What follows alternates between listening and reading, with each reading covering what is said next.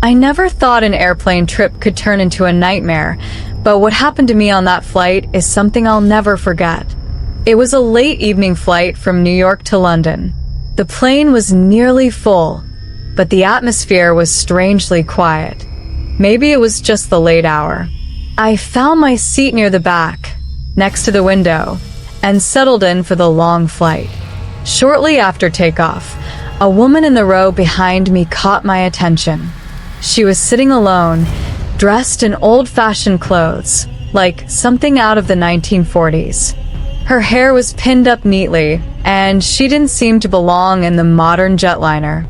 But what really unsettled me was her eyes, completely black, like deep pits with no whites. I blinked and looked away, trying to convince myself it was just tiredness playing tricks. But then the flight attendants started acting strange. They avoided that woman, whispering nervously among themselves, casting worried glances her way.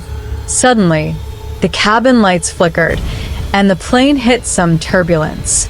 The woman stood up slowly and walked down the aisle, her eyes locked on me. Her face was emotionless, but the air around her felt cold, like a sudden drop in temperature. I wanted to look away, but I was frozen in place. She leaned over the seat and whispered in a voice that wasn't quite human, "You shouldn't be here." Heart pounding, I tried to shout for help, but my voice was gone. Other passengers seemed oblivious, caught up in their own worlds or asleep. The plane's engines started making strange noises, low and guttural, like something mechanical was failing. Then the woman vanished, as if she never existed. I rubbed my eyes, but the feeling of dread lingered.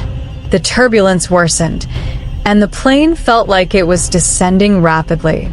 Panic spread in the cabin, and the captain's voice came over the intercom, but it was distorted, filled with static and eerie whispers underneath. When we finally landed safely, the flight attendants told me the woman I described was never on the flight's manifest. Security cameras and passenger lists showed no sign of her.